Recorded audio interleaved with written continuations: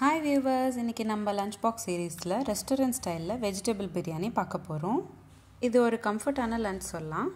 அதே சமயம் one bottle செய்யக்கூடிய ஒரு ரெசிபி. நான் இன்றைக்கி 1.5 லாக் அரிசிக்கு செய்ய போகிறேன். வாங்க பார்க்கலாம் எப்படி செய்கிறதுன்னு. குக்கரில் 50 ml எண்ணெய் சேர்த்துக்கோங்க.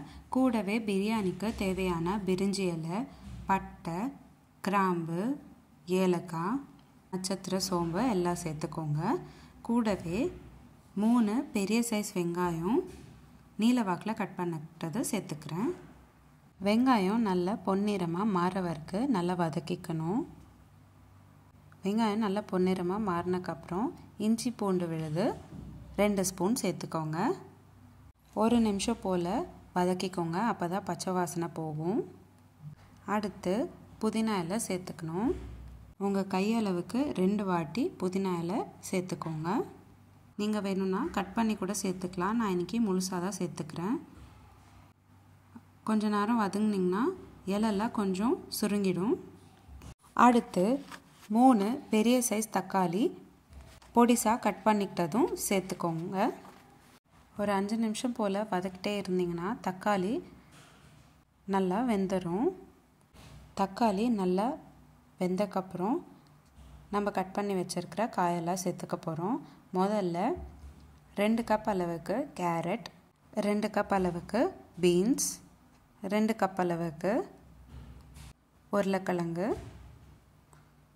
1/4 கப் அளவுக்கு பட்டாணி இதெல்லாம் சேர்த்துக்கிட்டு 2 நிமிஷம் போல் வதக்கிக்கோங்க.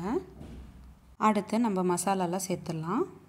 2 spoon காரத்தூள், 2 spoon garam masala, 1/2 spoon உப்பு இதெல்லாம் சேர்த்துக்கிட்டு நல்லா கலந்துக்கோங்க. 2 நிமிஷம் போல் நல்லா வதக்கிட்டக்கப்புறம் தண்ணி சேர்த்துக்கணும். நான் இன்றைக்கி 1/2 கப் அளவுக்கு அரிசி சேர்த்துக்க போகிறேன். 1/2 கப் அளவுக்கு அரிசிக்கு 5 கப் தண்ணி சேர்த்துக்கோங்க. அரை மணி நேரம் முன்னாடி நான் அரிசியில் தண்ணி சேர்த்துக்கிட்டு ஊற வச்சுருக்கேன். இப்போது அரிசியும் தண்ணியும் ரெண்டும் ஒரே வாட்டி சேர்த்துக்கிறேன். நல்லா கலந்து விட்டுக்கோங்க. 10 நிமிஷம் போல் வேக விட்டிங்கன்னா ஒரு கொதி வரும். ஒரு கொதி வந்தக்கப்புறம் நம்ம குக்கர் மூடி போட்டு மூடணும். நீங்கள் குக்கர் மூடி மூடுறப்பவே 1/4 பங்கு வெந்திருக்கும். அதனால் 2 விசில் விட்டால் போதும்.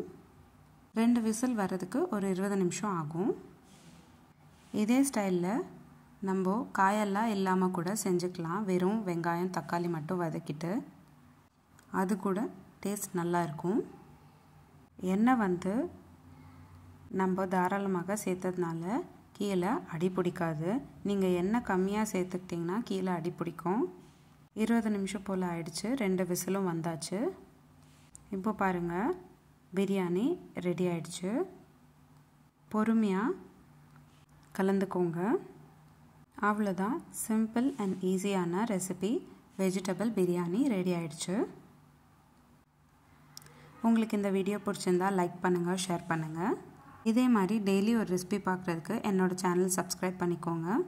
நீங்களும் இந்த ரெசிபி ட்ரை பண்ணிவிட்டு எப்படி இருந்ததுன்னு எனக்கு கமெண்ட் பாக்ஸில் கமெண்ட் பண்ணுங்கள். மீண்டும் சந்திப்போம் ஒரு அழகான ரெசிபியுடன். தேங்க்யூ.